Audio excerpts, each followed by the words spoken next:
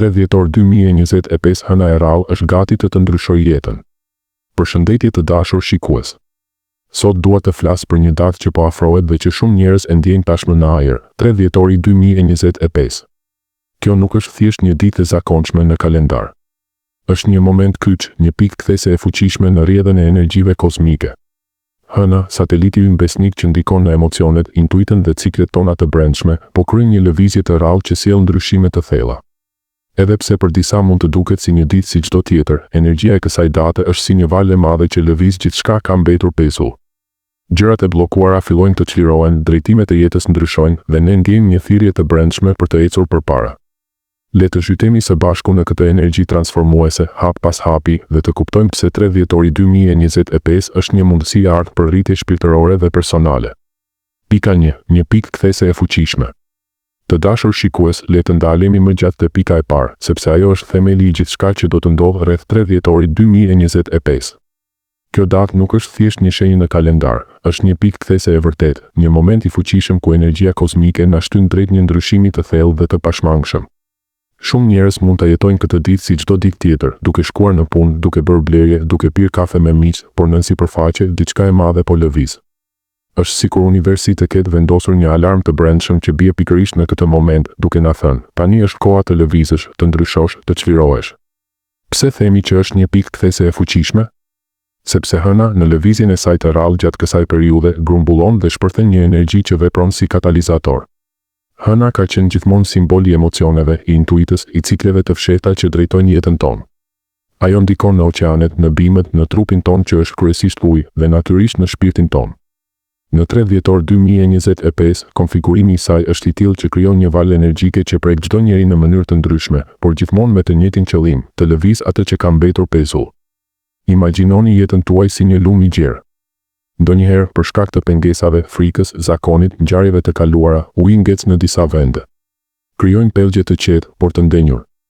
Këto pellgje janë marrëdhëniet që nuk ecin më përpara, puna që nuk ju plotson, ëndrat që i keni lënë në sirtar, ose vendimet që i shtyni vazhdimisht. Për vite me radhë, mund të keni ndjerë një ndjesi të vogël pa kënaqësie, një zë të brendshëm që ju thotë diçka duhet të ndryshojë, por nuk keni pasur forcën ose momentin e duhur për ta bërë. Pikërisht këtu ndërhyn energjia e 3 dhjetorit. Hëna vepron si një erë e fuqishme shpirtërore që fryn mbi këto pellgje të ndenjur dhe i shtyn ujin të rrjedh përsëri. Pa pritmas, gjërat fillojnë të lëvizin.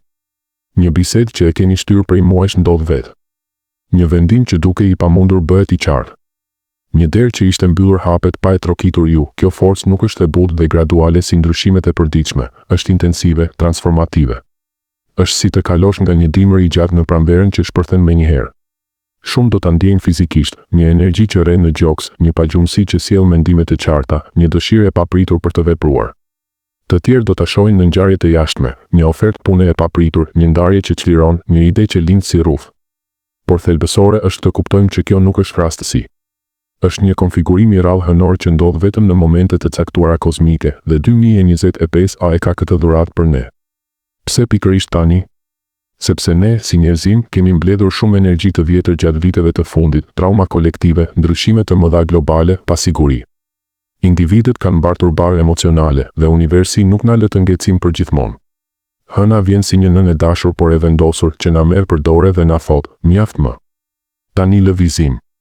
Ajo ndryshon drejtimin e jetës sonë jo duke na detyruar, por duke na dhënë forcën që na ka munguar. Pas kësaj date, shumë do të thonë, më në fund e kuptoj pse kam pritur kaq gjatë, sepse tani është momenti i duhur. Nëse ndjeni tashmë në ditët para 3 dhjetorit një shqetësim të brendshëm, një nervozizëm pa arsye të qartë, ose një thirrje të fortë për ndryshim, dijeni që është energjia që po përgatit terrenin. Mos e shtypni. Mos u përpiqni të qëndroni në vend. Lejoni që kjo pikë kthese të bëjë punën e saj. Është fuqia e hënës që na rikujton një të vërtetë të lashtë. Ndryshimi i vërtet nuk vjen kur ne e planifikojmë me mendje, por kur energjia kozmike na mbështet plotësisht. Dhe në 3 dhjetor 2025, mbështetja është absolute. Kjo pikë kthese nuk është fundi i diçkaje, është fillimi i një rrjedhe të re, më të fuqishme dhe më autentike. Është momenti kur lëm pas stagnimin dhe hym në lëvizje të plotë drejt asaj që jemi thirrur të bëhemi. Prandaj, përgatituni. Hapni zemrën dhe mendjen. Sepse ajo që vjen pas kësaj date nuk do të jetë më e njëjta jetë, do të jetë një version më i lirë, më i ndritshëm dhe më i fuqishëm i saj. Pika 2. Rikthimi i së kaluarës dhe emocionet. Një nga shenjat më të qarta të kësaj energjie është rikthimi i së kaluarës. Gjatë kësaj periudhe, sidomos rreth 3 dhjetorit, mund të përjetoni kujtime të forta, si flashbacks të papritura që dalin në sipërfaqe pa paralajmërim.